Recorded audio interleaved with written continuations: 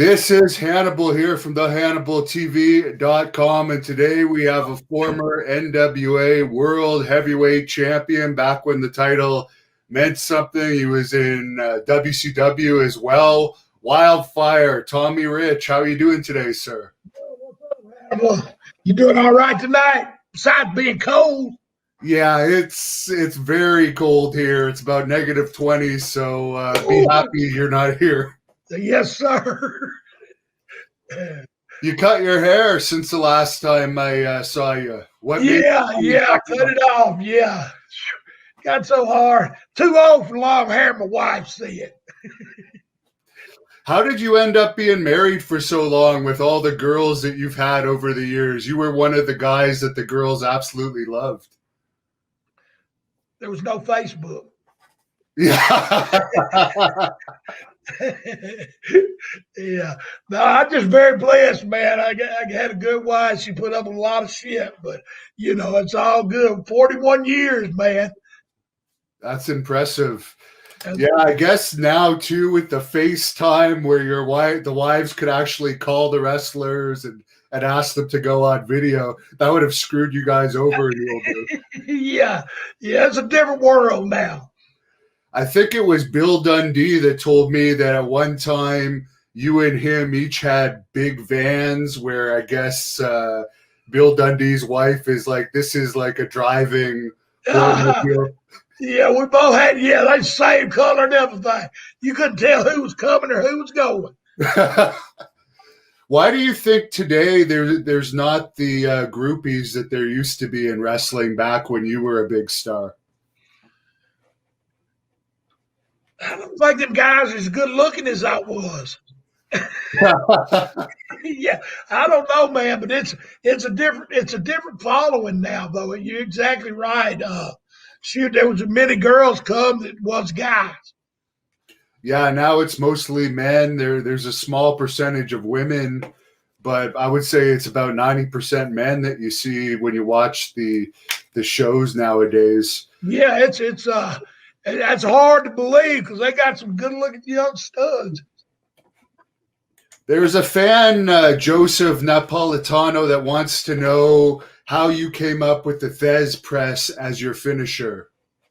Jarrett, he used to use it when I first started. Jerry and Tojo Yamamoto trained me, and he told me, to use that finish, and of course Lou Thez. I mean, he was the originator, and just to do stuff that some of these great wrestlers, it was an honor to use a Thez press because I know Lou Thez, that's where it come from. So it was an honor, and I had the honor to meet Lou Thez a few times, and he said, "Go on with it, kid." So it was good. Who was your favorite opponent over the years? You had so many classic battles with guys like Ric Flair and Harley Race, Buzz Sawyer, so many to choose from. And that's what makes it so hard. I was so blessed because everybody come through Atlanta, and it just. I mean, you say Harley, of course, Abdullah. I had a few matches with him, and Stan Hansen. I mean, Bruiser Brody was there. I mean, it was. I was a kid in the man's world, and they took the initiative to help me learn the business. And I listened too. I soaked it up because, I mean, at any time, any of them could whoop my ass. I knew that. So I didn't want to piss none of them off. So I just listened and did what I was told. And it took me far, I mean, the first night I went to Atlanta, Abdullah beat me in 30 seconds. Tony come save me. And after that, I thought, damn, I need to go back to Tennessee. And me and Tony stuck together and ended up being the first Salt and Pepper, champions of Georgia, tag team champions.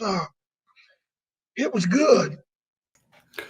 Speaking of Tony, I've interviewed him a few times, and he said that you could clear this up. You were there that night that Tony and Paul Orndorff got into it. Could you give me your version of the story? Just one, they were just arguing about something, and one thing led to another. They pulled in between two tractor and trailers. Tony got Paul in a bear hug, and Paul bit his ear about off, his earlobe, and that was about the end of the fight. Tony said he cheated. I guess in a street fight, I don't know what cheating is, but you know, I hated to see it because I like Paul and I like Tony too. It just them steroids, you know, everybody was high strung back then, and you know, just Tony said he could whoop anybody, and Paul said you can't whoop anybody, and one thing led to another. The next thing you know, we pulled over and they was out there tussling. Yeah, Tony said that Paul had bit him because Tony was winning, and Tony had him in a bear hug. What Paul couldn't do nothing, but you know that's old school. He bit his ear. You know, shit, his earlobe was hanging about off. You know, so Tony's telling the truth there because I guess in Paul's version, Paul was winning, and then he bit him even though. Okay. I mean, it never even went. You know, it wasn't like it was boom, boom, or this. They swung a couple of times. Tony grabbed him in a bear hug, and then Paul bit him, and it was over. You know, just that quick. You know, so you know who wins in that situation? I don't think there's no winner anyway. That must have been an uncomfortable ride to the hospital after that. Oh Lord, yeah. And then Tony had to stay about 3 days because of tetanus. You know, the bite's bad.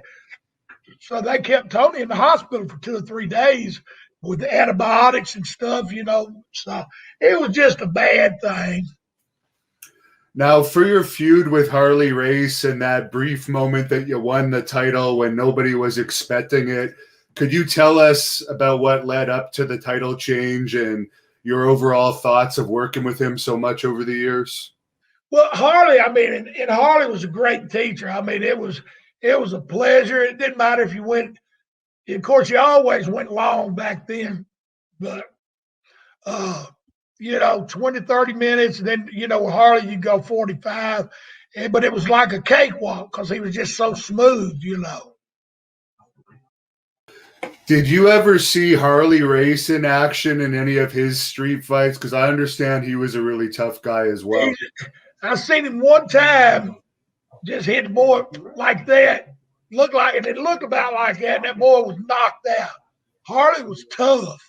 You know, he was, you know, of course, I wouldn't want to mess with none of them. But anyway, Harley was, you know, he just was that old school, you know. And back then, well, hell, they used to beat the shit out of each other in the ring, you know, back in the day, you know, the Funks and them. I watched some of them matches, man, and they just beat the daylights out of each other, you know, and just think it was all fun and games. Yeah. I think, dang, hit me easy and I'll sell the hell out of it for you, you know, but they just, you know, as rugged. They fought, you know, and I, you know, I know the money's a lot better now, but I wouldn't take nothing for the 80s, you know. Of course, I can't flip off the top of a building or nothing anyway, so I probably wouldn't even be doing it if I had to do what they do today. As far as winning the championship from Harley, is it true it was his idea to put you over in that match? Yeah, sure was. Back then, you had to put 10 grand up for the title because the belt had the jewels in it. And Harley he said, just leave my money on the kid, you know. So I didn't even have to put the money up. Harley, I don't know what it was, but Harley really did like me a lot, and he helped me a whole lot too. I mean, of course, all of them did. Superstar, Bill Eadie, just all of them. It was like anytime I got to wrestle somebody different, it was like an education. And I always listened, you know. So, and I think that's a lot why they took an interest in me too. I heard you mention a few minutes ago that the wrestlers today, they can do all this flips and all these gymnastics-like routines, but it doesn't seem like it's as popular as it was when you guys were on top. It seemed like it was a lot more believable. Do you think that it's just not as popular these days because it's too much choreography and no kayfabe anymore? Or yeah, and that has a lot to do with it because back in the day, if you was a heel, you was a heel. You didn't go out and sign autographs. I think everybody now wants to be an in-betweener. You know, there's no good and bad, and you got to have good versus evil. You know, so I think that has a lot to do with it. How did you enjoy working with Eddie Gilbert during your run in Memphis?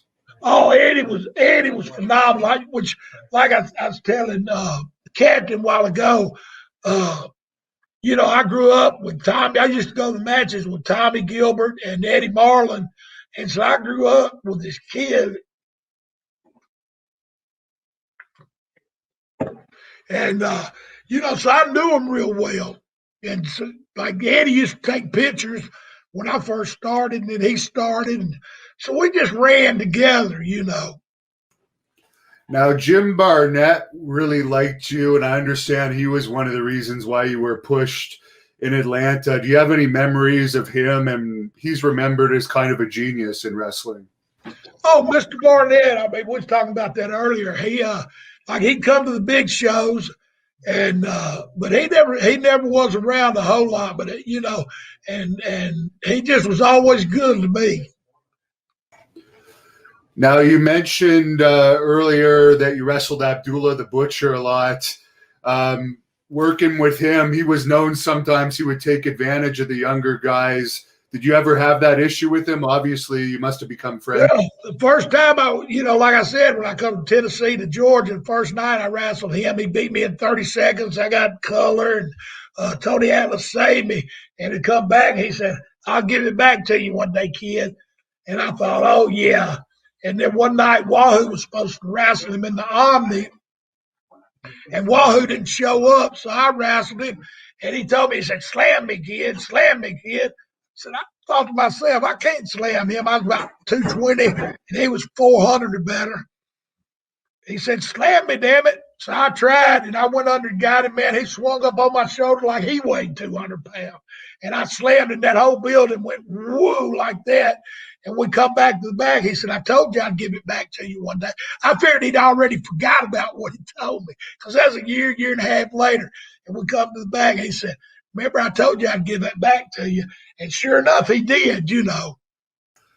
You were one of the main players in the Battle of Atlanta there when Ann Gunkel started running opposition. Could you tell us a little bit about those times and how intense it got between the two companies?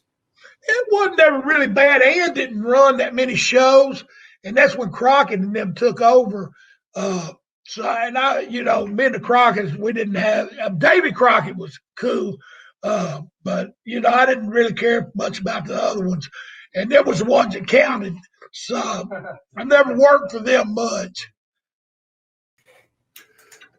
There's a fan on here, Alan, that wants to know if you were disappointed that you never got another run with the title belts, and he wants to know if you feel that's because Crockett favored Flair.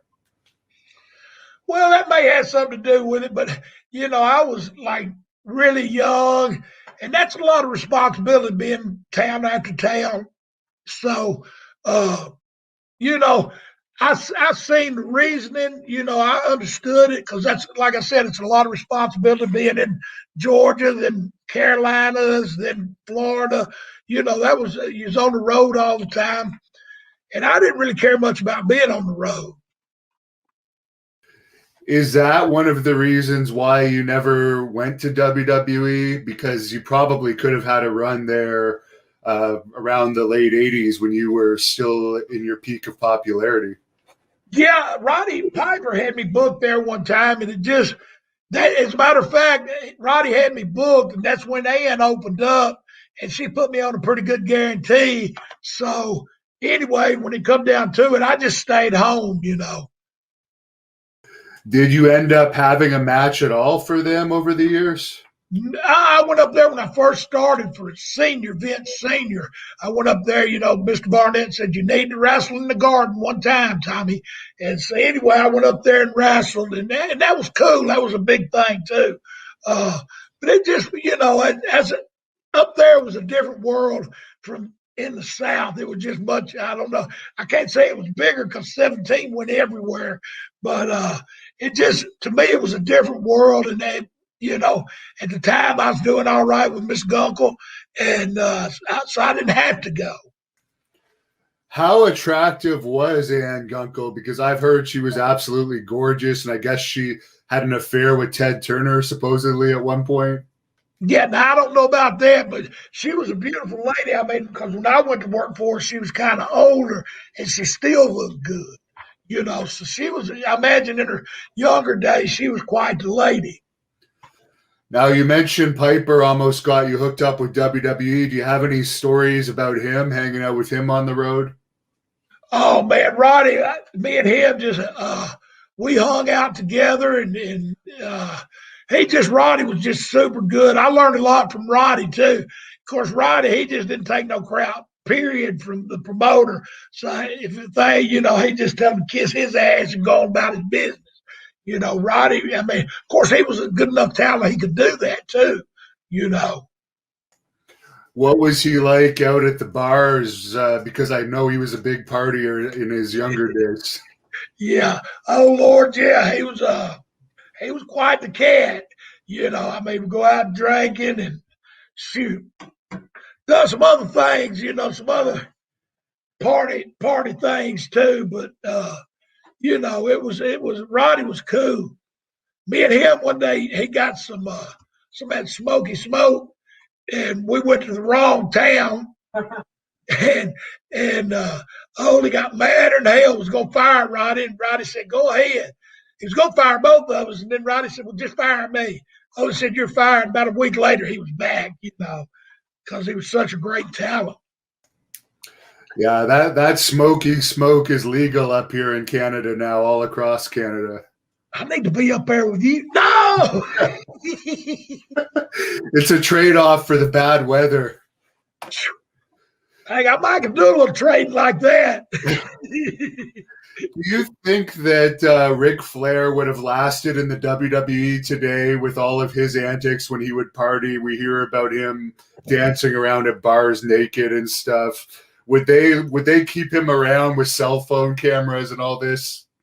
I don't know if he'd gotten quite away with all that stuff like he did back then, But yeah, he didn't like me because I drank me a 12-pack before I wrestled, and he told him I was an alcoholic. But at the same time, he was going out at the bars, showing himself off. So I don't know if that's any better than what I was doing. I always did my job.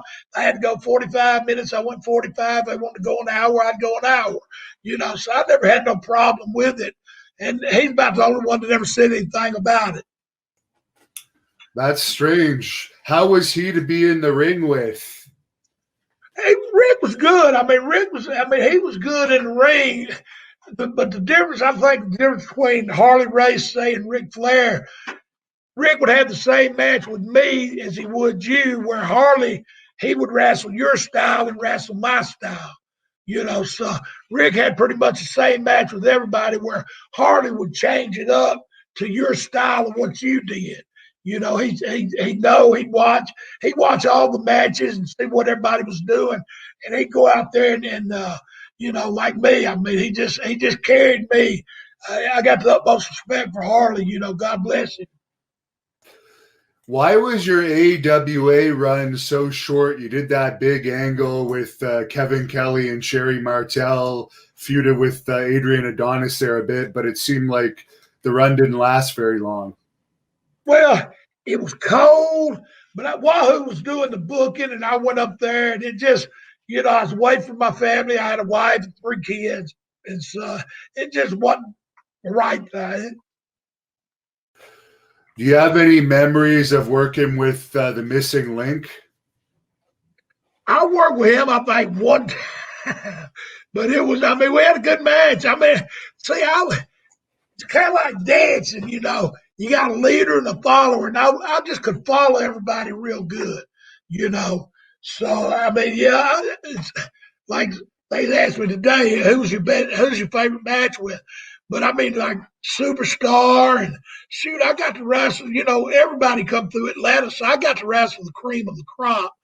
And whether it would be in a tag with Tony or whether I'd be doing a singles run, so I got to, wrestle And that's why I was longevity was so good in Georgia, because I do the tags, and then they need somebody for a single. Well, I'd go into the singles. So it worked out real good for me.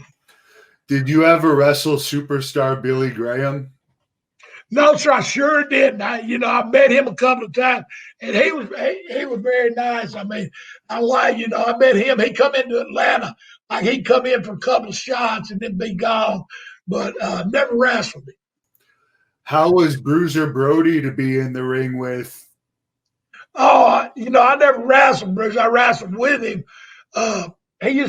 Jerry Blackwell started running Deep South Wrestling, and Brody would come in and work with Jerry, and he'd come out to my house and stay because he didn't want Jerry to have to pay for a hotel room. Brody was a cool, he was really cool. I mean, if he liked you, you was in. But if he didn't, then God bless you. How was working with the Freebirds? It was, Big Terry, he was the backbone of that team, Of course, Michael Hayes, he was the mouthpiece, but Big Terry run that show. Yeah, I suspect that Michael wouldn't have had any problems with you drinking before a match. Oh, Lord, no. The only time my wife was ever going to kick me out, I was hanging out with them, and they was on that Jack Daniels. And she told me, she said, "You don't quit drinking that." I said, "I quit. I didn't want to get kicked out." Yeah. But yeah, they was on that JD. That beer's about heavy as I can get. Whose idea was it for you to do that angle where you hid under the ring before attacking Jerry Lawler during that match Lawler had with Austin Idol? That was Lawler. That Lawler, he was creative. I was on that ring for about 6 hours, 7 hours, something like that. Had a air mattress and a 6-pack of beer. Was Buz Sawyer as crazy as people say he was? People say he was a big drug user and a big drinker. Well, he liked to party. Of course, we all did back then. So, but he was a wild man, Buz was. Yeah, he sounds like a guy you wouldn't want to mess with. Yeah, I seen one night we wrestled in Williamson, West Virginia, and it was one little store where we'd stopped to get some beer. We coming out, and all of a sudden this guy comes up to Buz and look around, and he's done suplexed him in the pavement. Buz too, he got up, that boy just laid there. They had to call the ambulance to come get him. And Buz, he didn't give a shit about nothing. Did you ever have problems with fans when you were a baby face because the girls loved you so much, like being swarmed by fans or anything like that? No, well, I was telling Captain a while ago that, like we wrestled in Charleston, West Virginia, and the building was next to the Holiday Inn. And I told the lady in there, I said, "Well, if we sell this thing out, your bar," I said, "can we drink free?" She said, "Yeah," laughing at me because they never did no business. We always stayed there in the bar with never nobody in it. So anyway, I was wrestling Buz that night, and I said, "After I kick your ass, we're going to have a party at the Holiday Inn bar." And then people, they had to call extra security. We got out of the car, and the fans, we took off running just like a rock and roll, deal. It was, the fans, it was a lot different. The fans were a lot different then they are now, Yeah, they believed. What about when you were a heel? Did you ever have any problems with fans going after you as a heel? Oh, yeah. The scariest I ever been was the night I hid under that ring. I come out from under that ring. We did that to Lawler. And one guy tried to climb over the fence. When he come down, the police beat him up. And we had to stay in the ring for about 30 minutes because more police. They built a barricade so we could get out of the ring. How did you end up signing with WCW, and what was the pay like in those days for WCW? It was good. Of course, like I said there again, when Crockett took over, I was on my way out anyway. They were doing a TV show in Charlotte and told me and Thunderbolt that we had to drive. Everybody else was flying. Me and Thunderbolt, neither one made the trip. Now in WCW, you were with the York Foundation, Alexander York, and Ricky Morton. How was she to work with? Because there's mixed stories about her in the wrestling world. She was just starting, so she just kind of stood to the side and we did our thing. But then the whole deal on that was Crockett. He was mad at Ricky and mad at me. So he turned his heel so the fans wouldn't holler for us. I see. Is it true that Alexandra York dated a bunch of the guys? Like, I know she dated Dustin and Brian Pillman, but there was stories that it was more than those boys as well. Oh, yeah, I heard she dated everybody, I never dated her, but I heard she dated everybody. You did, well, you at least had something going with Missy Hyatt at one point, didn't you? That's rumors. Okay. That's rumors. That's what she put in her book, I think. Yeah, she put something about it in her book. But, yeah. I never fooled Missy Hyatt. For Terry Taylor, you worked with him in the York Foundation too. A lot of people don't like him. How did you get along with him? Well, he was strictly a company man, So, but I didn't hang out with Terry. He didn't hang out with none of us. He hung out with the office. So I never did much dealings with him. I mean, just as far as in the ring, he was okay. Who would have been the stiffest wrestler you ever worked with? Well, the Road Warriors, when they first started, and then Stan Hansen was pretty stiff too. Okay. Stan, he said he couldn't see. I think he could see. He just liked to be stiff. Yeah, I heard that from a few people. They said that was his excuse for roughing people up. Yeah. But Stan was good people, though. I mean, Stan, I love Stan to death. I drew money with him as a heel, him wrestling him, and then we drawed money in the tag team, wrestling Ole and Ivan Koloff. And how was Ole Anderson to work with and work for? There's so many mixed stories about him. Well, he was a prick, but if you drawed money, then you was okay. I mean, he wasn't a big Tommy Rich fan, but he knew he drawed money with me, so I was okay. I mean, I don't know. Everybody says he's an asshole. I mean, I don't know. I mean, like I said, he ain't another one I never went and had dinner with, so I don't know. I wouldn't go to the building, do my job, and leave. But he could be a prick. I mean, he could make you mad. Do you have any stories about the Iron Sheik? I know you wrestled with him before. I was just telling them earlier. One day, Ole was looking for Sheik and Buzz, and we was up in Virginia, West Virginia, and we went over to the hotel, knocked on the door, and the room was just demolished. They'd been in there fighting all night, seeing who was the toughest. Who was in there with the Iron Sheik that night? Buzz Sawyer. It was Buzz and the Sheik. And, Buzz thought he could whoop anybody and Sheik too. In that room, they had tore it up, son. Wow. Did Buzz get the better of him? Because Buzz seems. I don't know. They both said they won. I mean, I don't think nobody won when they had to pay the bill on the room. No. How did you like your time in ECW? That was great. It was. I'd never managed in my life, and they asked me, said, "Would I manage?" I said, "I don't have to wrestle." They said, "No." I said, "Well, hell yeah, it was the same money." So yeah, I said, "Yeah, I'd definitely like to manage." But it was good. I enjoyed the hell out of that. But I enjoyed ECW. Of course, it was like night and day to me from what I'd been. I'd seen a little bit of it on TV, but when I went up there, man, them boys was crazy. Crazy as far as behind the scenes or in the ring? Well, both.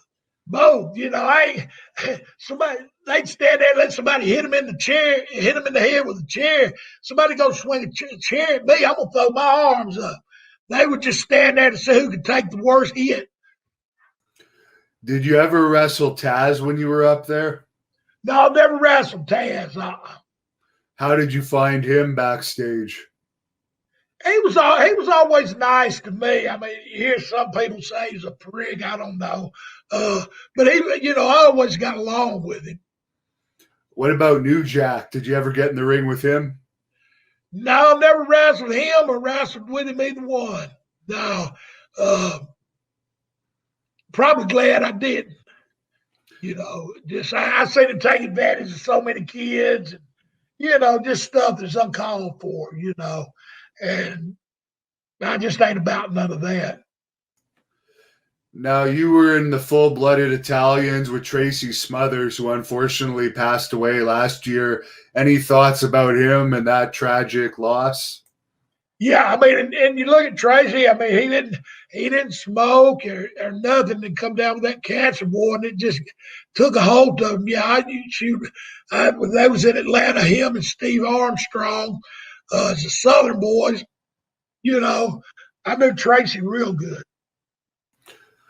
What do you think about today that they have some wrestlers that I don't know if they used to be men or if they still have the body parts or whatever, dressing up like women, and they call them transgender wrestlers, wrestling in the women's division? That wouldn't have happened back in the 80s, but things are a lot different now.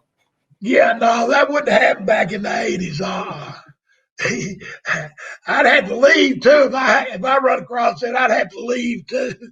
Yeah, I don't know. But it's like you said. It's changed so much. It's open to anything they want to do now. Do you watch any of the products that are on TV these days? Not in a while. I hadn't. I watch AEW some. Okay. But that's about it, because that's right there in Georgia. Where I'm at. Have they ever talked to you about coming in to do anything? No, no. How did you get along with Dusty Rhodes over the years? Oh, Dusty was cool. I always we'd always go out drinking when they come into Georgia. We'd go out and have a good time. Now, what was the worst injury you had over the years in the ring? I wrestled Bob Backlund and hyperextended my knee. Did you have to finish the match? So that's about the worst one. Okay. Did you have to continue the match? Yeah, we finished the match. Yeah. We wrestled in Augusta, Georgia.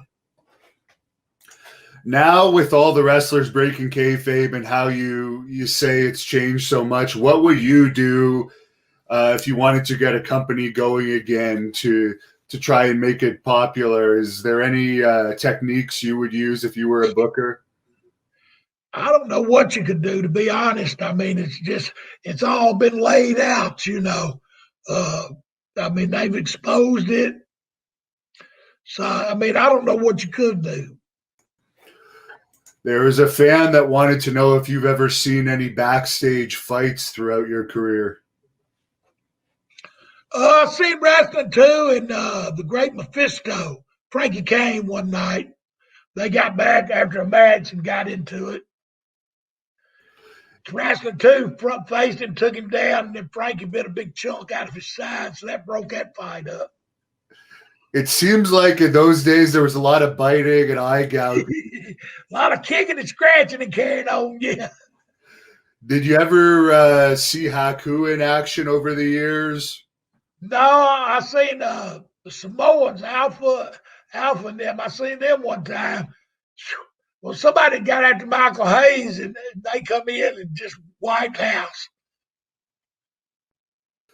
Did you ever wrestle Don Morocco in your career? Oh, yeah, I wrestled Don, yeah. He was good. Very good. I like Don, yeah. What advice would you give to baby faces today watching this about how to get over? You were such a great face over the years. Well, see, my thing was it was a selling. Nobody sells no more. It's just boom, boom, boom, boom. And the selling's what gets it over. And what about being a heel? See, I like being a heel. It was easy to tell them just go to hell, because I'd been a baby face and I went to Tennessee. It was a hill. It was nice not to have to deal with the people. Is it true when you were a baby face in your younger days, some of the promoters would actually expect the baby faces to have sex with a lot of the fans because it kept them coming back? Oh, well, yeah, you'd go out and sign autographs and hug them and kiss them and all that. Yeah, that was part of your job. What was the pay like throughout your career? Because you had such big crowds in the 80s, I'd imagine that the payoffs would have been pretty good in those days. Yeah, it was. I mean, for me, of course, I was, 20 years old, so it was real good money. I mean, we made good money, I mean, some shows it'd be a small one and it wouldn't be as good. Who ended up training you to be a professional wrestler? Jerry Jarrett and Tojo Yamamoto. What was that training like? I guess back in those days it was harder to break in. Yeah, it was. Yeah, well, I grew up around it, and it was hard. Tojo beat the hell out of me, and then of course I started wrestling pretty quick. What did you think of Jerry Jarrett as a booker and as a payoff guy? He took good care of me, and I mean, he was very smart to the business. He had a good mind for the business. How did you like wrestling in that Tennessee territory overall? Well, it was good. I mean, when I first started, I was a babyface, and then when I went to Georgia, come back, and Lawler was the number one babyface, so you had to be a heel if you wanted to make money because you'd wrestle him, and so I enjoyed it. Did you ever wrestle Kamala? Yeah, I sure did. Yeah, I sure did. He was good. Nice and easy. He looked like he'd kill you, but he was nice and easy. What about Dr. D, David Schultz? Oh, I know David. Yeah, he was a crazy one. Crazy in what way? He didn't give a shit for nothing. Somebody in that crowd come up, he'd go out there and whoop their ass. He got in trouble for that kind of just anything. He didn't give a damn. Did you have much interaction with Andre the Giant over the years, or you have any stories about him? Yeah, I used to have that van you was talking about, me and Bill Dundee. And I had a horseshoe, like in the back of the thing, it had a table that would let down into a bed. And I'd take that table up, and it's like a little horseshoe, and put the cushions down. And Andre would ride with me and Ricky Martel. Okay. He'd sit back there with his arms up on the thing. It was wild, yeah. Could he drink as much as people say? Oh, Lord, yeah. And then some, probably. Wow. Yeah. First time I ever met him, I had a 7-ounce. I took it back to Nashville. He got a case of quart Budweisers, and I got a pony pack of Millers. And I had that 7-ounce in my hand, and he had that quart, and it looked like he had a 7-ounce in his hand. He was just a big man. Rick Martel, he's a pretty great wrestler. He went on to be AWA World Champion. What was he like to hang out with? Oh, we had a lot of fun. Me and him, teamed up. We was tag champs. And, Ricky, yeah, we got along good. He's kind of soured on the business in recent years. He doesn't want anything to do with it anymore. Is that right? I mean, I hadn't talked to him in forever. Are you still getting in the ring here and there? Every now and then, but with this COVID, it's, ain't nobody running. Yeah, it's unfortunate. Have you had to get a shoot job with COVID happening, or have you been all right? No, I'm surviving. It's all right. Yeah. How is it in Georgia? Are the restrictions pretty bad? Well, can't nobody run no shows. I mean, some of these little backyard things, which ain't no money there, 20 people. So you don't want to work them. Do you have any stories about Terry Funk? No, I wasn't never around Terry too much. So he come in, and we'd hang out a little bit, but not much. Yeah, you didn't wrestle too much in Texas, did you? No, I wrestled for Bosch a couple of times and then for Joe Blanchard. Is it true Bosch was a really good payday? Yeah, very good man, yeah. What did you think of Tully Blanchard? Tully could work, he always did his job.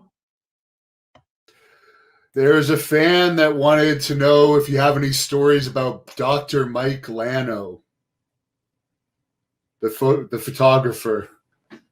I don't know if that's a joke or not. I don't either. I don't know. I don't even know who that is. What about Iron Mike Sharp? Did you ever get in the ring with him? No, but he got locked in the building one night because he was so clean. Yeah, I heard that. Yeah. That was a funny story. I don't know what the whole deal was, but yeah, he got locked in the building. Did you ever get in the ring with Randy Savage in Memphis or anywhere?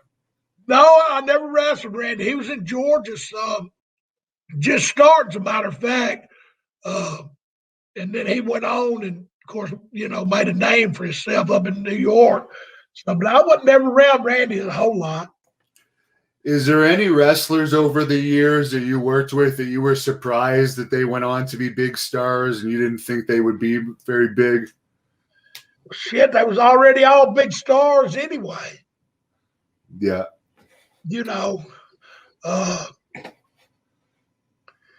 Like in my era, that was all. Tons of stars. Did you ever wrestle Joe LeDuc? No, but I seen him one day on Memphis TV take an axe and just cut his arm wide open. He was in a lumberjack match and just cut it. I mean, it was awful, I thought. But yeah, he was a mean son of a gun too. What do you think about the popularity of women's wrestling today? It's become so much popular, even more popular than men's almost. It just about, I agree with you. It's more entertaining. Yeah, I mean, at least it's good-looking girls rolling around, even if it's choreographed. Yeah, I mean, who ain't gonna look at that, But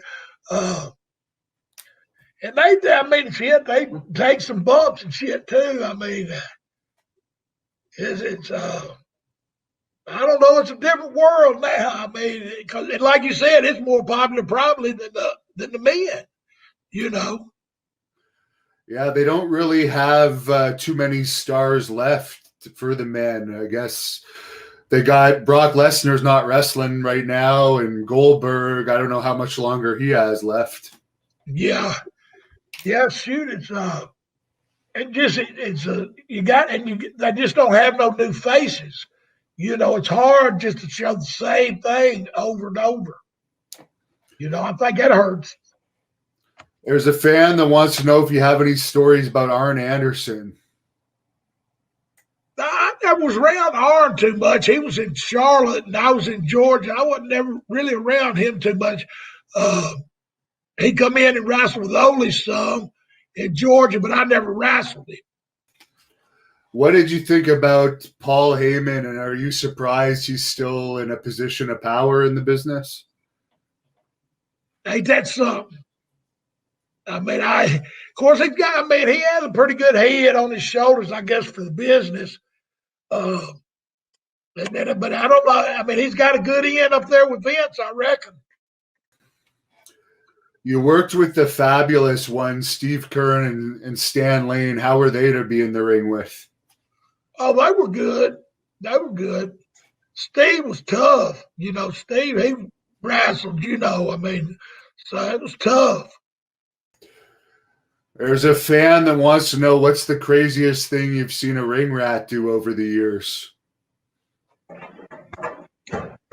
Shit, I had one run around my van naked. Outside of the van? A girl run around my van naked. They clocked her doing 30 miles an hour running around my damn van naked. Boobs just a flopping. Is that before or after someone had their way with her? Oh, I don't know. I just came out.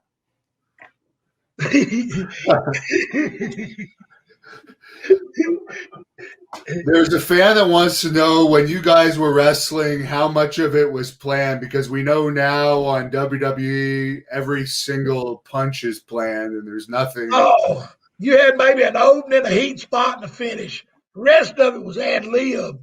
You know, Bully Bob Armstrong, he called it vaudeville. You know, Shakespeare. You just went out there and you can't have a bunch of spots because people might not be buying what you're selling. You got to go out there and work to the crowd, you know, and they don't do that no more. I think that's one thing that hurts the business. Did you wrestle for Ron Fuller much over the years? Yeah, Continental. Yeah, Ron was a good person to work for. Was that one of your favorite territories to go to? I understand it was pretty easy to work there. Oh, yeah, and it was short trips. I mean, down in Florida, you know, Pensacola. Was there more camaraderie with the wrestlers back in those days compared to today? I know you're still in independent dressing rooms, or was there more like tension backstage? Well, you know, back then, you know, the heels was on one side and the baby faces was on the other side. You didn't have the comfort of being in the same dressing room to go over a bunch of shit, you know. You just went out there and like I said, you had an opening, a heat spot and a finish, and the rest you just did in the ring. Did you ever consider being a trainer for professional wrestling? I tried it in Myrtle Beach, but it wasn't right. It's a tourist town, so it didn't really work out good. I enjoyed it, you know, but it wasn't a good market. Did you play any sports before you got into wrestling? Yeah, I played football and wrestled in high school, yeah. How did you do in amateur wrestling? Got whooped a lot and whooped some, you know. That was a learning experience. What made you want to become a pro wrestler? I seen them driving them Lincolns and Cadillacs. Of course, I drove LTD four-door Ford. LTD, I didn't get that Lincoln till later. You know, yeah, it wasn't. Yeah, you didn't get that shit when you first started. How old would you have been when you first started? 18. Just turned 18. Okay, so that would have been quite something, being thrown onto the road with some of these characters from back in those days. Oh yeah, and they were characters back then too. You know, Danny Hodge. Shit, there's a bunch of them. You know, Big Bad John. I was around a lot of them. Did you ever see Hodge stretch anyone? No, I never seen him stretch nobody, but didn't nobody mess with him for him to stretch anyway. Yeah, he was tough. Were you ever on any shows when they would take fans into the ring and have a guy like Harley? Dale Lewis. Yeah. Dale Lewis. I've seen him put that sugar hold on a few of them and make that blood squirt out their eyes. Yeah, he was tough. Did you ever wrestle for Bill Watts? A few times. He didn't want to pay me, so I didn't want to go. Okay. You know, he would pay me like, you know, he did anyway. You know, yeah, it wasn't one of my favorite places to go. Long drives there in Louisiana. Oh, yeah. Plus, they did a really hard-hitting style, which would have taken its toll on the body. Well, and not just that. I mean, just in miles they did. I mean, they was on the road all the time. How did you like working for All Japan Pro Wrestling? It was good. I was dumb and didn't go. I should have went a bunch more and just dumbed myself out of that money. You know, I mean, you made good money, and you know, met the bus, go do your job. They take you to the hotel. So that was a good place to work. Who were some of the wrestlers you wrestled over there in Japan? Tenryu, Inoki, damn. Been so long since I've been there, I can't even think of it. And then I wrestled a lot of the underneath kids. Jumbo Sarutas, I can't think of his name. Jumbo, that's what they called him. You know, I had a few matches. You know, he was tough too. Yeah, you got to go out there and fight him. You know. Did you ever have a wrestler try and shoot on you in the ring? No, I can say I actually didn't. You know, never.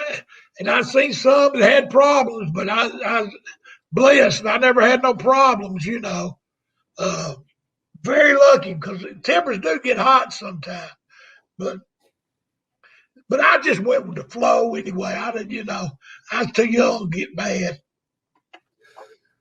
Being over there in Japan, did the mafia guys ever take you out for any big dinners or party nights? Oh, yeah, we went out. Yeah, they'd take you out at the big shows, and you'd see some of them with missing two fingers, you know, where they done got in trouble. But, yeah, we went out quite a few times. So I guess you just didn't like the travel, so that's why you didn't take any more bookings. It wasn't that they didn't want to use you more in Japan. Yeah, I done myself. Yeah, I done myself out of that. I look back and wish I went more.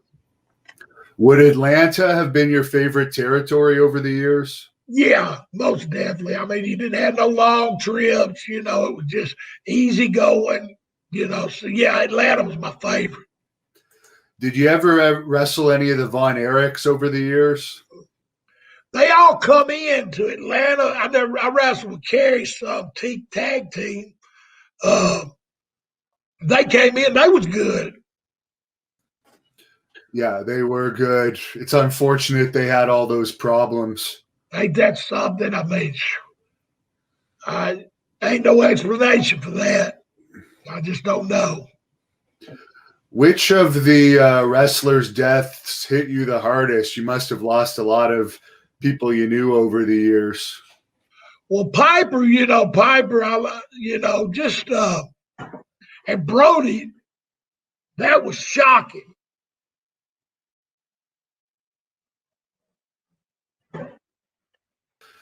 What were you thinking when you heard about Brody? Because I mean, for that to happen in a dressing room is a little bit insane, especially the guy got away with it. Yeah, I did. Well, I couldn't believe it. I thought at first, you think it's a joke, and then, What do you think the real story was there? Do you think the office owed him money and they covered it up and had the booker do it, or what do you think? Because he wasn't even feuding with the guy that killed him at the time.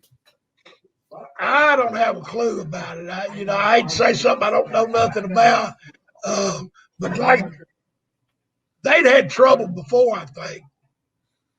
I see. And, but I don't know nothing about it. Did you wrestle much over in Puerto Rico?